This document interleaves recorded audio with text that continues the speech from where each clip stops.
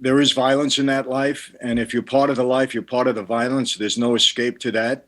Michael, first of all, take me back to the beginning because I have no idea how you join the mafia. How does it even work? Well, you can't just, excuse me, go up and join. Somebody has to propose you and vouch for you, say that you have what it takes to become a member. In my case, it was my father, who was a very prominent member. He was the underboss of the Colombo family, one of the five New York Cosa Nostra families at the time. And then once you're proposed, you have to go through a recruit or pledge period to prove that you're worthy and that you're capable of becoming a member. And so I had to go through all of that. I was 22 years old when my dad proposed me. And it was about 2 years or so before I proved myself and actually took an oath and became a made member in October of 1975. And in terms of the way we see it on film and in TV, proving yourself to the Cosa Nostra um, involves doing some pretty tough things. Was that what it was like for you? Well, yes, it's not, excuse me, it's not all about that. But look, I try to be as honest as I possibly can. There is violence in that life. And if you're part of the life, you're part of the violence. There's no escape to that. And yes, you got to prove yourself capable if the situation arises that you can handle something like that. But it's not all about that. I want to be clear on that. But obviously, I spent over 20 years in that life. So I saw my share of things that were rather unpleasant, I would say. And in terms of the other kind of big overarching themes that you get when you look at popular culture representations of this, it's about trust and it's about loyalty and it's about, basically not letting others in. And presumably that part of it is a faithful representation. That is important when you're conducting huge amounts of illegal and sometimes violent activity. Yes, I mean, when you take that oath, it's all about, number one, never betraying that oath of omerta, which means silence. You're never supposed to even admit that the mafia exists. You got to have respect for one another. You got to respect the women of another made member. And there's loyalty, obviously, that's involved in that. So, and there's a lot of authority and a lot of discipline in that life. And, I say this. The Mafia Cosa Nostra in America survived and prospered for well over 100 years. And the reason for that was because we were organized and we had policies and we had disciplines and we had structure, unlike some of the other groups out there. But that's why we were able to be successful. But, I want to make this clear, too. I never glorify my former life. I saw the bad sides of it. I saw families destroyed, my own family, mom, dad, mothers, and brothers and sisters, I should say. And it's a lifestyle that's very destructive. And I don't want to glorify it. I also don't want to talk bad about the guys because I was one of them. It's just, it's a rough life. And anybody, I say this all the time, if you're a made member of that life and you die of old age and you die free, you've really accomplished something. It's a tough life to navigate. But there must be attractions or other people, or reasons people wouldn't join it, and presumably, being a big guy, being respected, controlling large parts of a city like New York, having a lot of money, having your pick of women. I mean, these are all massively attractive things. Absolutely. And that's why young people, are attracted to this life. And we see it in the movies. I hear it all the time because I speak to a lot of at-risk youth. I speak to a lot of these gangbangers. And they say, but Michael, you had the money, you had the power, you had the cars, you had the women. I said, I know. And they'll look at movies like Goodfellas and they'll point that out. And I say, I know that. And that's true. And it's very attractive to people. They want to become part of that lifestyle. The problem is they never focus on the end of the movie. I said, didn't you see the second half? Who got killed, who went to prison, who lost their family? So yes, it is very attractive, and the movies certainly glorify it in a way, or glamorize it, I should say. That's a better word. But the reality of it is that most of the time, 9 out of 10 people are going to go down hard, and it's going to be very destructive. And in terms of whether you worry about that, I mean, you could easily get an ulcer being a gangster, I'd imagine, because you've got so many competing things that could be difficult for you. But presumably that sense of power makes you think that you're not going to be the guy that ever gets shot. You're not going to be the guy that ever gets caught. You're not going to be the guy that ever goes to jail. Well, you nailed it. You know, people say, well, it's going to happen to somebody else, but it's not going to happen to me. And they got that false narrative in their head. But, you know, once you become a target of law enforcement or you start to succeed in that life, you become a target even within the life. So, like I said, it's a very tough course to navigate. And only the strong, well, I shouldn't even say that, not the strong, only the fortunate are able to survive that life. And look, you know, I'll give you an example. Fortune magazine wrote an article way back in 1986, 50 biggest and most wealthiest mob bosses in America. Yeah, you were And only five under John Gotti. You were right up there, weren't you, at number 18? yeah, I was number 18 according to the list. I was the youngest guy on the list. But here's what really matters. Some 30 odd years later, out of that list of 50, 48 of them are dead. Number 49 is still serving time in prison. He's older than me, and I'm the only one alive and free and walking the streets. So a lot of those guys were murdered. Many of them died in prison.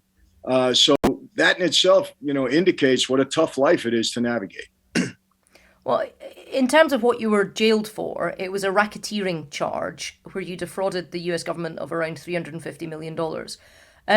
Now, I think people won't really understand what that means. We don't have something called racketeering in this country. And they can't understand how you can just go in and take 350 million of a government's money. But it's not like that, is it? Yours was in a kind of gasoline scam. Is that right? Yeah, basically, we devised a scheme to defraud the government out of tax on every gallon of gasoline. So the tax at that time between all the state, local, and federal authorities was about 40 cents a gallon. And we were selling about 500 million gallons of gas a month and taking 20, 30, 40 cents, whatever the market would bear at the time. And I did that for about almost 8 years. So we had a very intricate scheme to do that. You know, like, and that's how it was done. It wasn't done all at one time. And then when I was indicted for racketeering, I was actually indicted 7 times. I had 2 federal racketeering cases, one brought on by Rudy Giuliani that I was acquitted in. And this one here, I took a plea and I got a 10-year prison sentence. I had a $15 million restitution. I had $5 million in forfeitures. But the racketeering law is very, very hard to defend. It's all encompassing and it allows the government to go after a mob family. You're part of an organized family. They have to prove that. And it's not too difficult to prove. So it's very, very hard to defend. And that's the case that I ultimately went down on. So from what you just said, you got jailed for 10 years. You got out after 8. You also had to pay $20 million in terms of fees and restitutions. Are you still a rich man, or did that clean you out? I'm not a rich man. I'm comfortable. No, the government really went through me. You know, aside from that, for 8 years, I had to support my family while I was in prison. And my wife didn't work during that time. And when I negotiated my plea, I made sure that I had enough money to take care of my family before I went in, so they wouldn't have to struggle that much. But, you know, aside from that, I had legal fees. You know, it cost me millions of dollars in legal fees to defend myself in all of these cases. And then really 8 years of lost revenue. So it really took its toll on me. That's why I say in the end of it's not worth it. You know, you go through, you make a lot of money, but then you end up losing it and suffering in prison and putting your family through a lot of, you know, heartache. So it's not worth it. But I'm comfortable now. I've been very fortunate to have another career when I got out of prison, something I never expected to do. I never expected to be speaking and writing books and you know, doing television shows and documentaries. But it just kind of happened. And I've been very fortunate in that regard. And I'm very excited about the tour coming up in the United Kingdom. About 4 or 5 years ago, I did a faith-based tour. We went to a lot of churches and was received so well. And I just spent a week in London, and we did a lot of different media. The people were wonderful. And they're going to hear some things that I've been uncomfortable to talk about in the United States, but I feel I can make some revelations in the United Kingdom that I've never met before. So it's going to be exciting. Because famously, information doesn't travel, Michael. There's no electronic information. It travels, but I just feel a little bit comfortable with the audience, I would say, rather than the audience that might be in the United States, even though it's always received well. Well, we're going to go on and talk about your book in the second half of this interview, where you basically compare mafia bosses to politicians. And as a professional politician, obviously, I'm mightily offended, which is why we invited you on. But before we get to that, let's still talk about your story. And I just don't know, what's it like for a mafia boss in jail? Do people target you because they think, you're the big man and it scores them points? Do you get protected because you've got other people from your organization that are already in there? How does it work? Well, I was never targeted by any of the inmates. As a matter of fact, because I had celebrity and I had stature, the inmates were coming up to me all the time, proposing deals to me, wanting to be involved. I had to go through all of that. People meaning well, but the last thing you want to do when you're in prison is connect yourself with other inmates that, got themselves in trouble. My problem was really with the government because they tried to make a major witness out of me. They wanted me to cooperate, testify against my former associates. I didn't want to do that. So as a result, they kept me in lockdown. I was in solitary confinement for almost 3 years, kind of punishing me. They kept me there. And they moved me around to different prisons. So they gave me a hard time, basically trying to break me down. But, we got through it. And I never had trouble with any of the inmates or anything like that. No. And tell me about finding God, because one of the things that we associate with mafia families, particularly Italian American mafia families, is that there is a religiosity that is part of it, and certainly a code that maybe looks to dogma, if not faith. But were you previously a Christian and a believer, or was that something that came to you when you were in jail?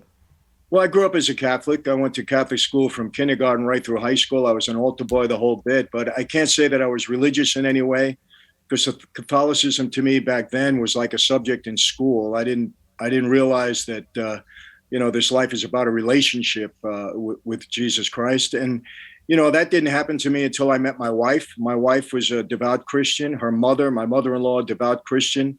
I saw the reality in the way they conducted themselves and their belief, and it was attractive to me.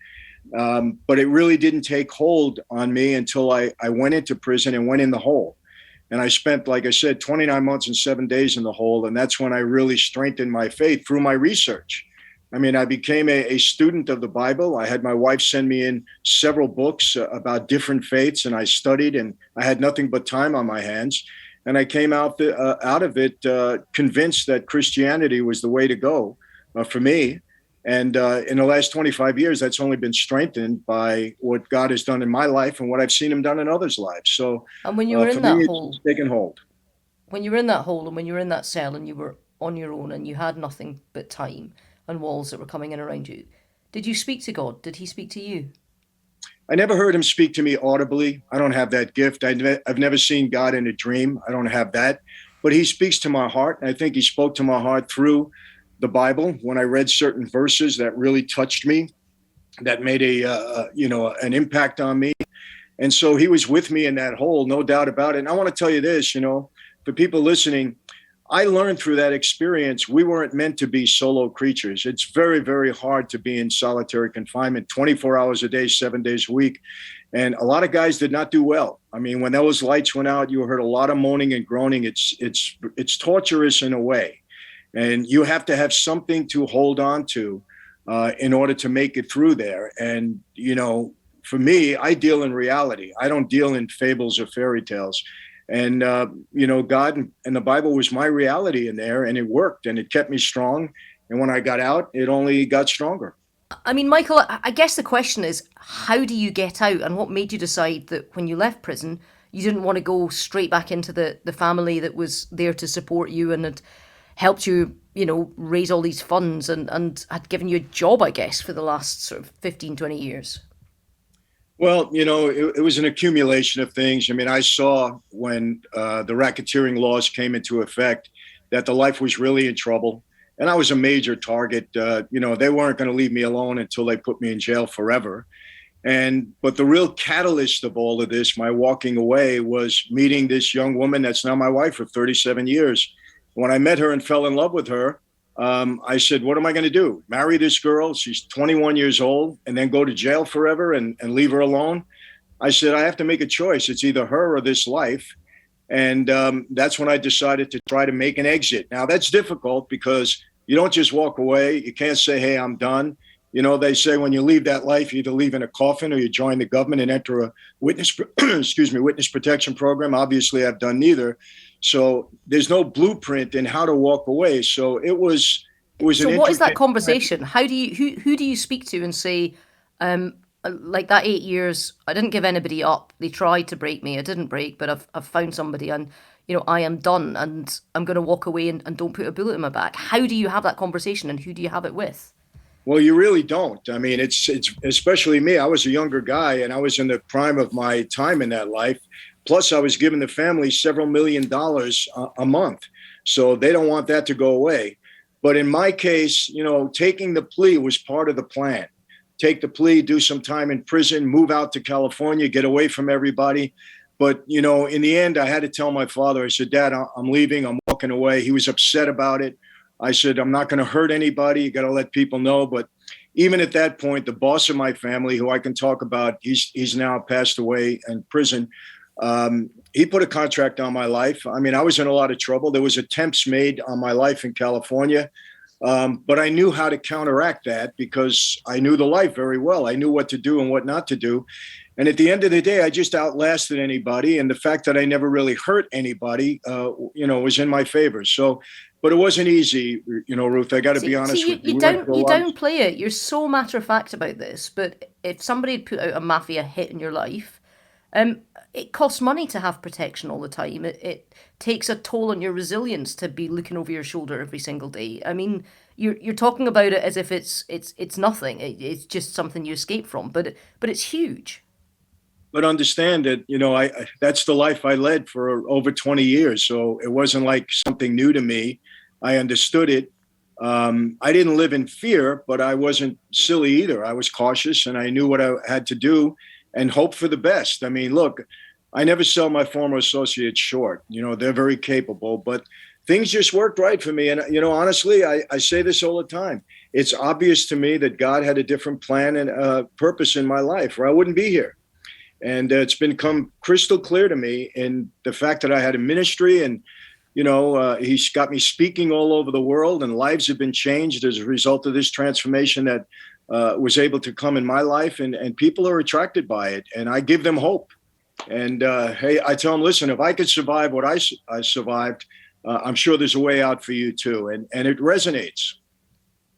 It's the prodigal son parable made flesh. Somebody that has been bad that comes good. People always want to have that message of hope. But I mean, I guess the question is the book that you've just written is almost the alternate of that. It's people who go into politics that are saying that they want to make things better, but that you're saying are worse gangsters than anybody you ever worked with. So tell us a bit about the book. Well, it's called a Mafia Democracy. We released it just 2 days ago, and it's done very well. It's hit the bestseller list on Amazon in 4 different categories. And, it took me a long time to write this book because should I write it? Should I not write it? People are going to get upset. But, I'm so upset with the condition of our government. And let me tell you this, Ruth. When we were on the street as mobsters, we were mobsters. We didn't make any bones about it. We didn't try to make ourselves better than anybody else. We were who we were. But politicians today go into office claiming that they're going to be doing good for the people. They go in, blue collar people come out multimillionaires, and they don't work for the benefit of the people. And it's very Machiavellian. And I'm seeing so much in mob behavior in many of our politicians, not all of them, but many of them. And as a result, the system is getting corrupted. It's like being on the street. And I point this out very vividly. This is not a fluff piece. And I wrote it because I'm upset about it, because I have 7 children. I've got 6 grandchildren. And my country is not the same country that I grew up in.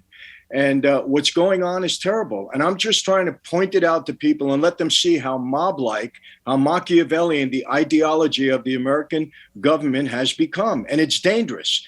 People say to me, Michael, the mob should be running the government. You do a better job. And I say, no. We don't want the mob running the government, but in reality, in a way, that's what's happening. And I want to make There'll be people people aware of it. listening to this, Michael, who'll be going, wait a minute, you've got a guy there that was happily ensconced in an organisation that killed people, that brutalised people, that stole, that cheated, that broke every single rule of a civilised society. And he's the one that's on his moral high horse here. What a hypocrite. What would you say to them? Well, first of all, let me correct something. everybody gets the impression that every mob guy out there is lying, stealing, cheating, killing, beating people up on a daily basis. That's not true. It's just simply not true. And I want to tell you, in my particular case, I didn't go into the life aspiring to be a mob guy. This is not what I wanted. I was a pre-med student. I was going to college. I was an athlete. My dad got a 50-year prison sentence, and he felt the only way I can help him out is by becoming a member of that life. So that's why I joined. I joined to help my dad. And then obviously when I got into the life, it's just how I do things. I wanted to be the best possible mob guy I could be. But that doesn't mean that I all of a sudden overnight had a lust for killing people. You know, when I had to do something that was unpleasant, I kind of stepped outside of myself because it wasn't who I really was inside. So, but you still did it. I'm not cleaning it up. I take responsibility for everything that I did, and it was wrong, no doubt about it. So this is not a moral high horse. This is me pointing out behavior that is detrimental to the people in my country. That's what it is. And how do you get people to walk away from that or demand more or to not vote for people that you are saying are the worst examples of this? Well, you point it out so that they understand it, and then they vote these people out. I don't want them, excuse me, I don't want riots. I don't want protesting in the street. I don't want businesses destroyed like we saw 2 years ago with all these riots. I'm not an advocate for that. I don't want to defund the police. We need police. It's obvious what's going on in our country now because of this crazy, insane movement to defund the police. But I want people to make aware when a politician lies to you once, twice, the third time, get them out of office. Put people in there that are upright and they're going to really represent the people. And I vividly describe the behavior that's going on. And I do name people because I have to be honest about it. And I've done the research and I challenge people, see if I'm wrong. If I'm wrong and you disagree with me based upon the facts, then let me know. But I'm not wrong because I'm not going to put myself out there and make statements that I can't back up. And in this book, I back it up. Well, but you say you moved out to California and you're saying that you can vote these people out, but there's some districts in California that you could put up a banana in a Democrat ribbon and it would get elected. So it's not that easy. Life is more complex than that. It is, but you know what? I don't expect things to happen overnight, but there could be a wave. It's happening in my country now. People are revolting against some of these crazy progressive ideas, I'm sorry, that have been very detrimental, not only to them, but to their children, and they're seeing it. And that's why I don't think there's a better time for this book to come out, just to add to it, make people understand this is really serious. We must hold our politicians accountable to do the will of the people, the majority of the people, to do the right thing based upon what our Constitution dictates. And that's what this is all about. It's nothing more than that. It's to illuminate the minds and make people understand there's already a wave starting to happen in our country. We can feel it. There's a backlog going against some of these politicians with crazy ideas. Look, the whole defund the police movement it's fell apart. There's so much violence in the cities. Michael, you've chosen, and you've said actually you feel more of a freedom in the UK to say some of this stuff. But I'm interested in what your view is of United Kingdom politics and whether you view a kind of, I don't know, a Boris Johnson figure as a mob boss figure or anything like it. I don't want to comment on something that I'm not fully aware of. I really can't comment. I mean, I've gotten some indication of how things are going, and I don't know. I'm seeing that things happen in the United States also happen in the United Kingdom. I can't comment about the extent of the government. I wouldn't say that the book applies at this point to the United Kingdom. I don't know, and I don't want to make that accusation at this point, but hopefully not. But listen, the people, we've sold a lot of books in the United Kingdom since Wednesday, I guess, based upon my tour. People will make that their own determination because I'm sure they'll read it and then they'll look at their government and say, hey, this is correct, or fortunately, it's not happening here. But that's up for the people who read it to decide.